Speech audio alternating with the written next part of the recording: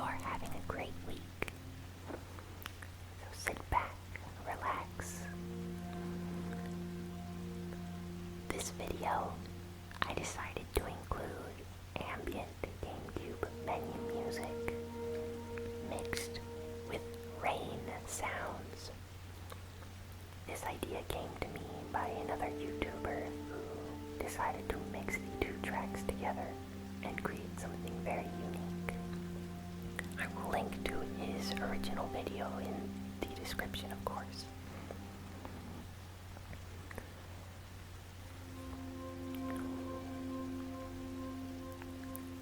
I really like the sound of rain, and I just thinking of talking about some of the GameCube games which have water and rain elements in them.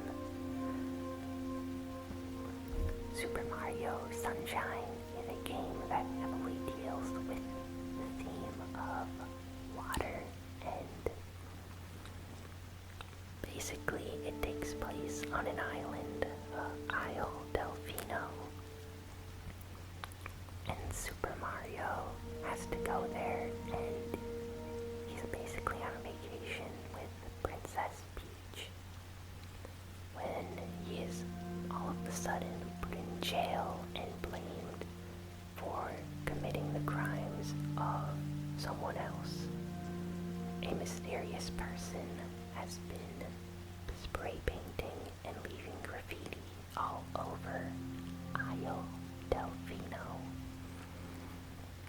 Super Mario then encounters a flood, an invention by Dr. Egad, who is the inventor of the Super Mario series. Basically, he's the inventor guy of the series. He also appears in Luigi's Mansion, Mario and Luigi Superstar Saga, and a handful of other titles. Super Mario then uses flood to spray and clean up the island with water. Super Mario Sunshine is a very underrated Super Mario game. It's also very, very hard. These special levels where you play without flood are some of the hardest in Mario history. They are very, very hard, and I remember taking many tries to beat them all. I managed to almost 100% the game. I was just missing 2 shine sprites, which I needed about 15 blue coins at the end of the game to basically get these, and I could not find any more blue coins, so I just gave up and did not get the 100% ending. Another game that deals with water on the GameCube is, of course, Wave Race Blue Storm. The game has very beautiful water physics, and the graphics are amazing. At the time, of course, many people were fans of the Wave Race game on the Nintendo 64, and when first footage of the GameCube version came out, a lot of people just thought the water looked very, very realistic at the time. I remember reading posts of people saying, I just want to stand here alone on the jet ski and just look at the water for a bit. I don't care if I lose the race. I just want to look at the water since it's so realistic.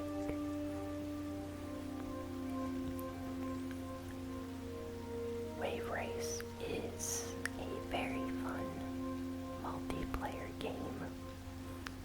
If you have friends, you can race against each other across the water in various locations.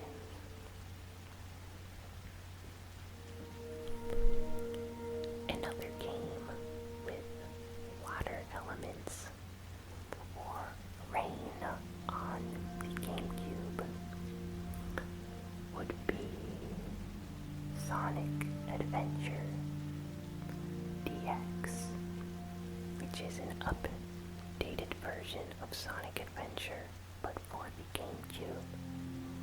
The computer also received this port. Now, in Sonic Adventure, spoilers I guess for the final battle, but you basically fight chaos in a huge wasteland of ruined buildings and cars and roads. And Sonic has to run across the water into chaos and basically do a homing attack on his brain, or I don't know if it's exactly a brain, more like a, I guess, center, since chaos is composed of liquid. And you basically go to where his neural center is and you do a homing attack, and you have to do that a number of times to destroy him. Sonic Adventure is a very exciting and fun game to play, especially if you're a Sonic fan. One of the iconic levels is the one at the beginning where you are Sonic and you are racing away from an orca whale, flying through loop-de-loops and running on a boardwalk pier as you escape from this orca whale that is chasing you with water and the beach and waves just a few feet away. Very nice game. Another game that deals with water on the GameCube is Zelda Wind Waker, of course. The Legend of Zelda Wind Waker. The entire game takes place on a submerged Hyrule. According to Hyrule Historia, which is a book detailing the Zelda timeline. Sorry for the car noises.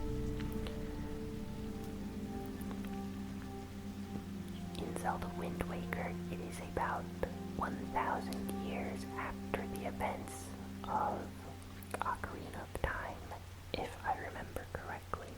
So you are playing in that Hyrule 1,000 years in the future, and everything is submerged with water. Only a few islands are left. You play as Link, and you have to ride on a boat, or a ship of sorts. The ship has a name. He talks to you, and you have to pick up the item to sail the ship at the beginning of the game. It's a sail that once you put it on, you are able to go much faster in the water because the wind hits the sails and it pushes you in that direction. The game also offers some unique little tricks where you are able to change the direction of the wind with your wand. If you learn different, I don't want to call them songs, but different wand movements of sorts where you move your wand back and forth like a conductor of a concert or orchestral sound concert. You are able to change the direction of the wind. So if you want to go west or to the east or north or south, you are able to control the wind in those directions.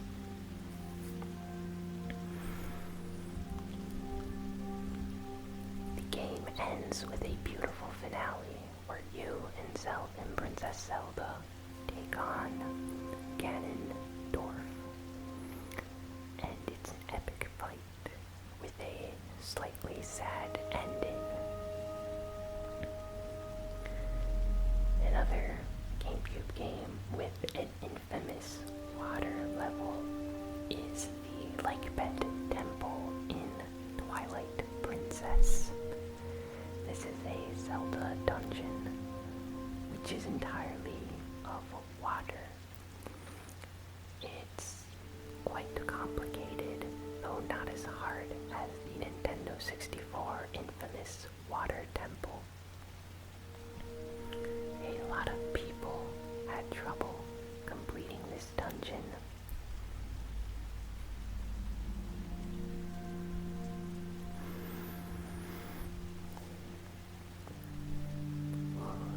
noise is just so soothing to hear the rain and the GameCube menu music together, don't you think?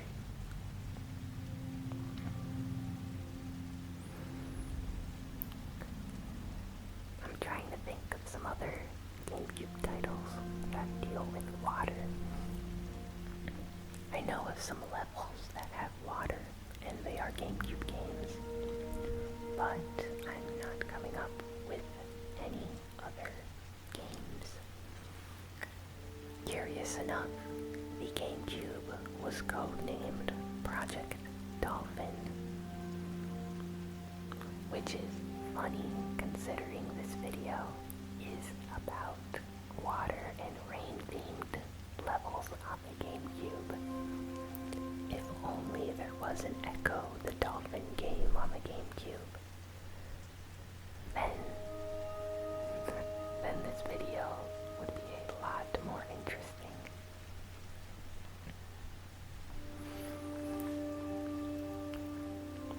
Maybe I should just ramble on about the GameCube and some of its interesting features.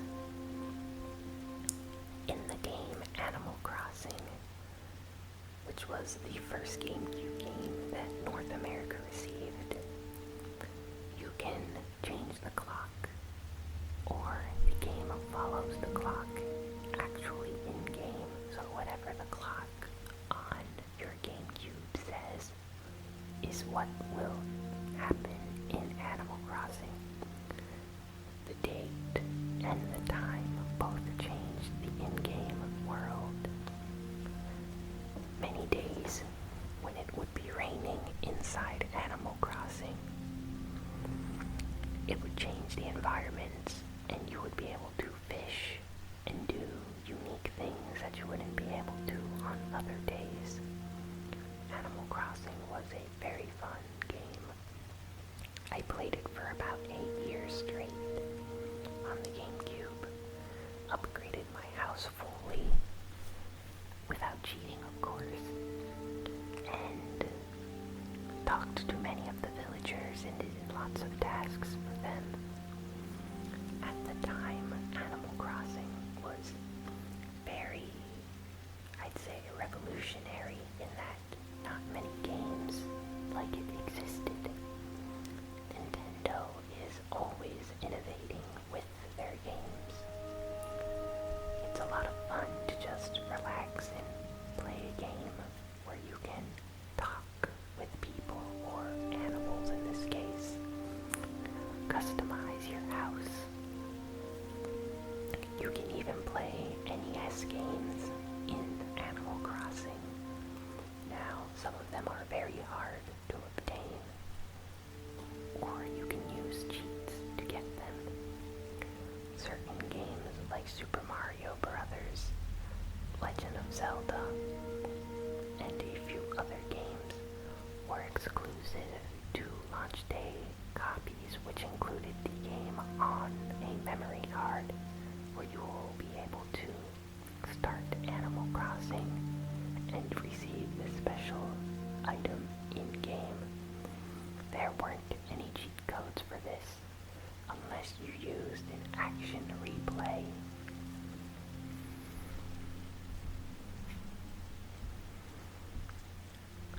The Nintendo GameCube also had a unique feature where you could play online multiplayer games with your friends. Many people know that Phantasy Star Online 1 and 2 on the, episode 1 and 2 on the GameCube could be played online with friends. But did you know that Mario Kart Double Dash and the Kirby Racing game for the GameCube both had LAN online multiplayer capabilities, in that if you invited your friends over who also had a GameCube and a TV, you could link up and LAN party and play together in a multiplayer game. So not only would you have 4 players, but you could have up to 8 players playing against each other.